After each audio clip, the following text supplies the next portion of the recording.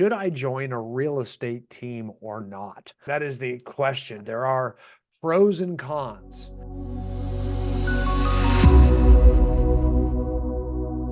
Hey guys, it's Brian Eisenhower. Welcome to the show today. I'm kind of excited about today's topic. It's one that's near and dear to my heart. I've experienced over my entire career. I get asked this question time and time again. And I don't think I've ever really laid out a detailed answer. So I'm going to do that. Over the time, owned and operated many brokerages that had thousands of agents in them, multiple thousands over the decades. And you hear this, a lot, certainly more recently than decades ago, is should I join a real estate team or not? That is the question. And there's not a black and white answer here. I will tell you that. There are pros and cons as to whether different teams are different fits for different people. So I'm going to try to lay out the pros and cons for you.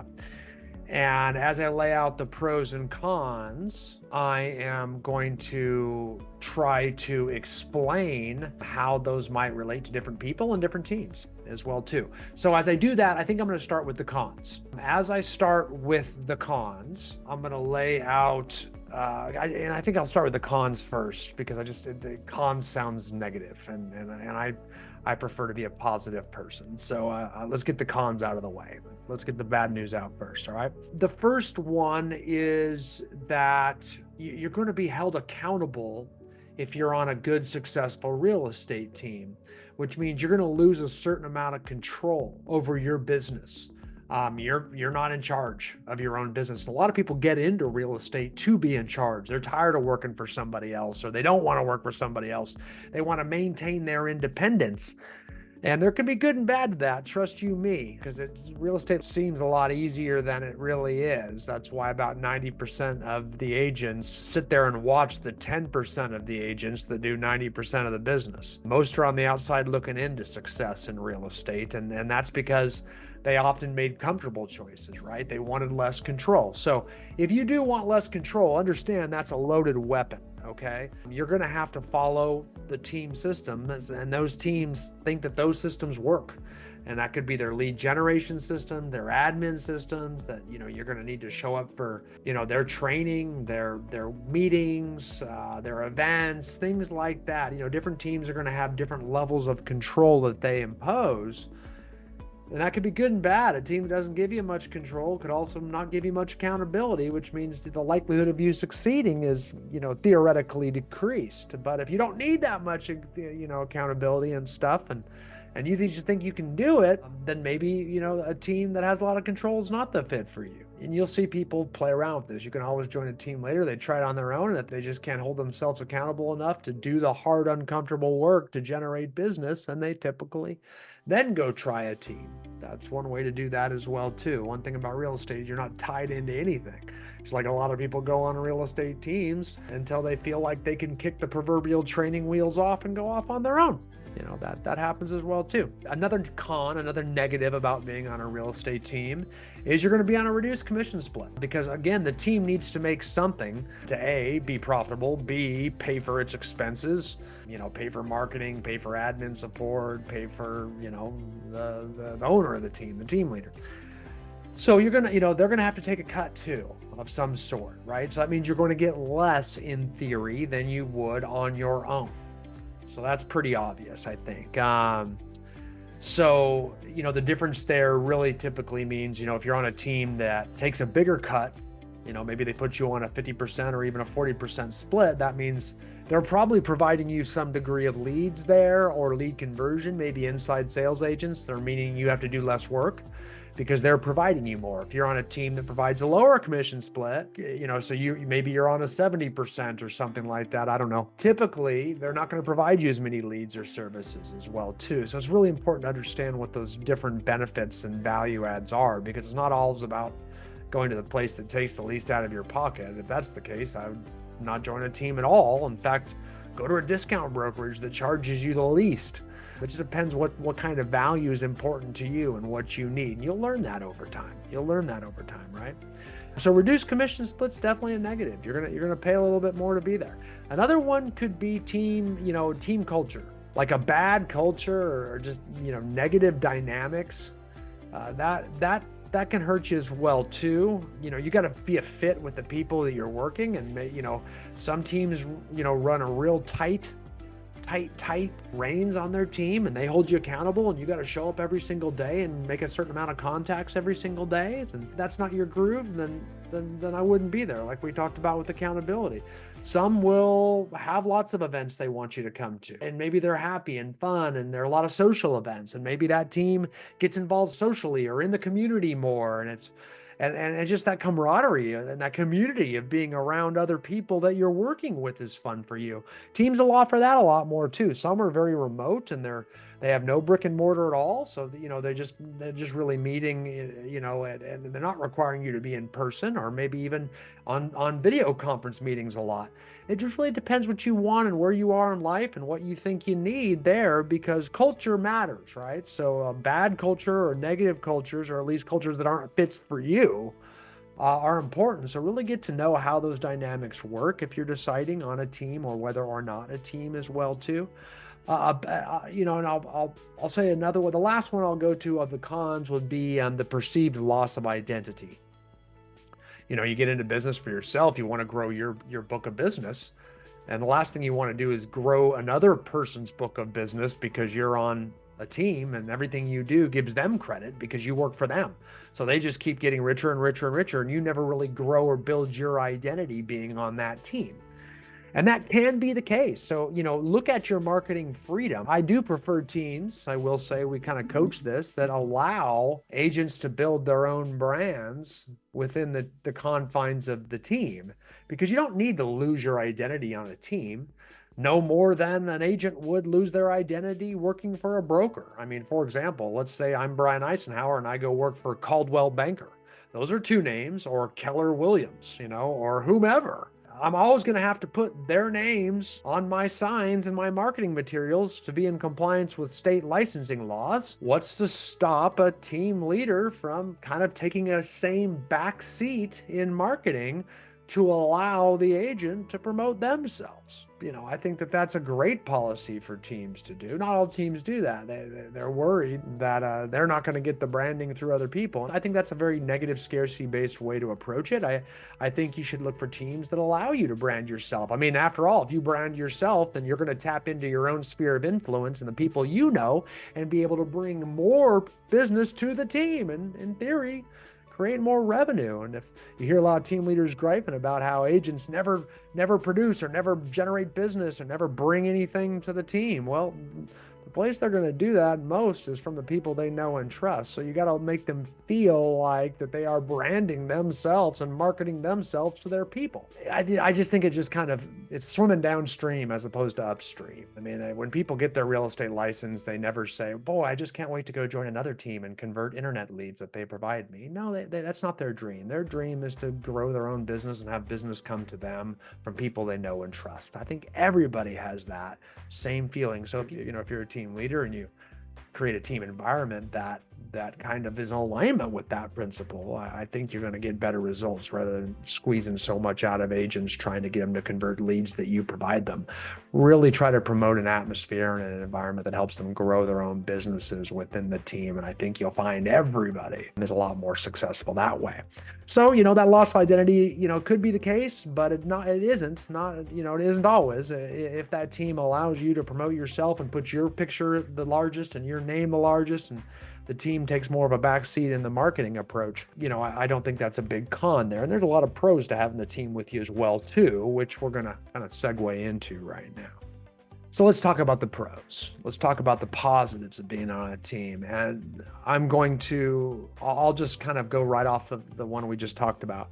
Yes, it's good that a team markets you, but understand having the team with you can provide you a lot of instant credibility. So instant credibility is probably the first thing I want to talk about. And you'll see a lot of teams will do this for you. If you're a brand new agent, one of your biggest fears is going to be, how am I going to get my friend who has a $1 million listing to list with me? I've never even taken a listing before, or I've only taken 2 or 3 listings, or who's going to want to work with a new agent? Well, if all of a sudden you show you're a part of a team, and that team leader has a recognized name locally, all of a sudden you've got instant credibility through that team leader. In addition, so all of a sudden, your lack of experience, you can bring that team leader with you or somebody on the team with you, and you can assure your people that you won't be alone, and that you'll have the power of the team behind you rather than just one agent.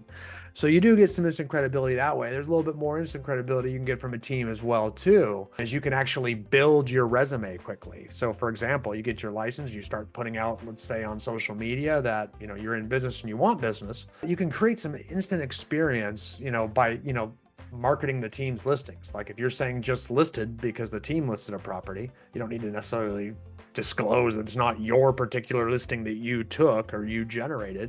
But if you show just listed a lot and a lot of under contracts, and you're holding open houses and you're negotiating and you're closing properties and you're doing just solds, if you're mixing that into your entire marketing approach your first couple years, man, after just 6 months to a year of that, almost everybody's going to think you were in business for 5 or 6 years. So you just completely wipe that objection out. People don't really care how long you've been in the business. It's whether you're successful or not. And if you show a lot of success and evidence of that success, you get instant credibility. And a team can provide that to you very, very quickly. A good team that would be willing to do that. And almost everyone I know would be, because they want you to succeed, because the more money you make, the more money they make, right? So that's the converse theory to the loss of identity, is a good team that will help build you up and support you through their successes and their credibility to get business is pretty huge. So I do like them for that. Another thing is leads. Again, you have the reduced commission split on the con side. Well, they're hopefully going to give you some leads too. They don't just want you to bring leads to the team. They're going to give you and supplement your leads. And as a new agent, that's the hardest part, is breaking through that income gap, especially if you're used to getting a paycheck every 2 weeks. You get your license. They always tell you not to expect to get any, it takes a while to generate business. If it's a buyer, we got to show them property. They got to find one. They got to get a, offer accepted. And then that's got to go through the closing process, so you're at least 30, 60 days down the road there just through that process. So you're oftentimes anywhere from 4 to 6 months before you can expect to get your first commission check. And money in the bank. And a team can help with that. They can give you some leads and get you going, so you have something to work on to get that, to reduce the amount of time between when you get your license and you get your first paycheck. So they can really, really help with that, and they can continue to help with that until you're generating enough business of your own. So they can supplement your income by providing you leads. And again, the amount of leads, the quality of the leads, all that kind of stuff can depend on the team. So that's stuff we want to kind of ask and find out about, right? A big one is support. And a lot of that is administrative. That's huge. They're going to provide marketing for you. They're going to provide some of that instant credibility. They're going to handle your files from contract to close. And that will really improve your work-life balance in a big, big way, because you'll be spending less time trying to handle business that you've already generated, from listing all the way to closing, or from contract all the way to closing. And you can spend more time doing the difficult thing, which is generating new business. That's not fun. That's the salesman part of this, where we all got our real estate license because we thought that HGTV was real, and that we love houses, we love showing houses, but we didn't realize how to get someone to go with us to look at houses is the hard part. We have to generate sales. And there's some sort of lead generation that's going to do that. I mean, there's 2 ways you're going to generate business. You're either going to do some slightly uncomfortable activity over and over again consistently to generate business, or you're going to have to spend money, which is equally uncomfortable, on marketing to generate business. And quite frankly, lead generation is much more effective and much more quick than spending the money. In fact, that's why the money gets spent by agents typically after they've lead generated for a long period of time. Then they actually start making enough money where they can spend a percentage of that money on their marketing, and it's more efficient because they have so much business, they have less time to lead generate. But when you're first starting out, boy, you really need to lead generate to build that business and learn the business more quickly. Admin support, transaction coordinators, listing managers, marketing directors on real estate teams, when they handle all those things for you, you can spend more of your time lead generating, showing property, and or listing property, which is really where your time should be spent. It shouldn't be, because you'll see this happen. You're like, well, I can do all that myself. Well, you can until you get 1 or 2 under contract. And then all of a sudden you spend all your time trying to manage that and learn through that process and struggle through that process. You can actually harm your clients a lot as you're learning on the go, because it's really hard to learn in advance and feel confident through the process. So working with a team that way give you a lot of balance and a lot of structure behind that too. So that improved work-life balance that comes from the administrative support, man, those people are powerhouses on the admin side of teams, and their work is not to be underestimated. That's for darn sure.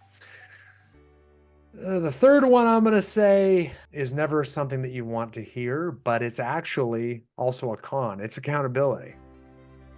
Because let me tell you, lead generation is tough. It is the hardest part of this. That's why only about 10% of the agents do 90% of the business, is the inability to lead generate. And we got millions of excuses that are going to pop into your mind. Those are the same excuses that tell you can't wake up in the morning to go to the gym, that you can't eat healthy, that you can't stop drinking or smoking, that you don't have time to go to church. It's part of human nature. And thank goodness for it, because with it, I would not have a coaching and training company, because no one would need us.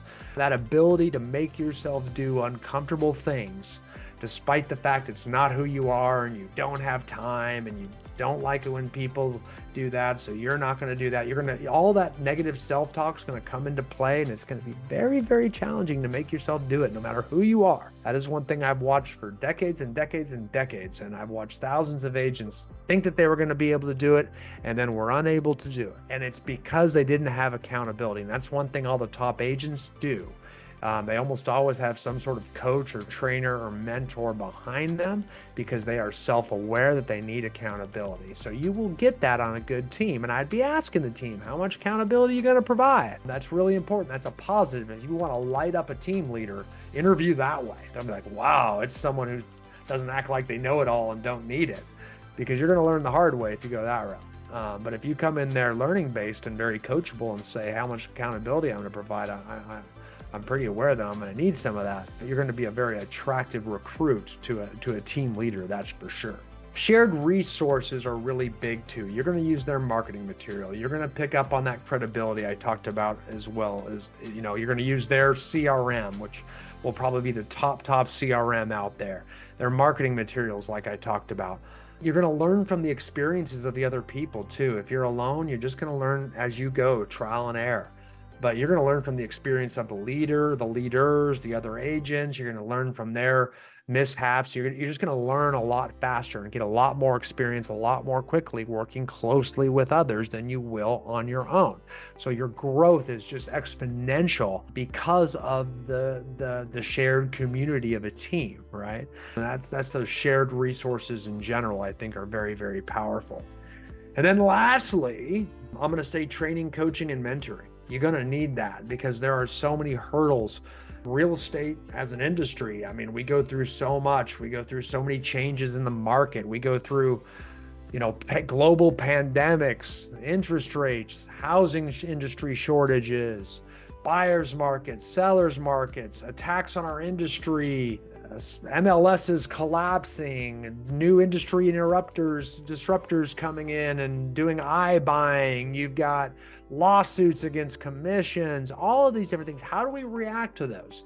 That is very hard to navigate on your own, or just by looking things up and, listening to podcasts or watching videos or things like that. I'm probably selling myself short here, but it is so much more helpful to have a group of people around you that can train and coach and mentor you through that, let alone how to lead generate. All the different ways you can lead generate out there. There's tons of them. Someone's going to teach you that, how to successfully hold a listing presentation, what are the best ways to hold buyer consultations, what are the best ways to show properties, hold open houses, on and on and on. You have someone directly coaching and training you on that, man. It's so much more than you get typically at a traditional brokerage where you're just holding your license. These are people that are really vested in you, and your success is their success and vice versa. So they're typically going to give you that increased degree. So once again, if you're in there in an interview, be asking the team that you're interviewing for, what degree of this are you going to give me? You'll see people that don't want to be on large teams because they're not going to get that personal one-on-one attention. However, you could also say that on large teams, they have enough leaders out there to give you that degree of one-on-one attention. So that can work both ways. So I'd really specifically ask that. Don't just form a lot of opinions in your own head here before going in. Interview like crazy and use all these different pros and cons as your questions that you should be asking these different real estate teams if you're even thinking about it. I definitely think you should interview with teams. Now, whether you decide to join one or not, I wouldn't, but you're going to get to know people that way. You're going to network that way. You're going to learn about the different demographics that way. So I really think you should at least interview with different real estate teams just to learn, because this will be the one time in your career as a new agent is that you don't have a lot of business, hopefully, and you got some time, and growth is where you should be spending your time, man, is investing and growing. So meet a lot of them and then decide what's right for you. I think that's the best way to put it. And that's the best way to lay out all the pros and cons, because it just depends. It depends on who you are. Man, we coach a bunch of successful solo agents and a bunch of successful real estate teams as well too. And I can't imagine if some of those people had to join a team that didn't. A lot of those people, thank God they did join a real estate team, and it goes back and forth on that. So there's no right or wrong. There's a lot of gray here. So I'm going to shoot you straight on that one. So I hope this helps with the pros and cons of real estate teams. Thank you guys all for being here. Can't wait to see you on the next show.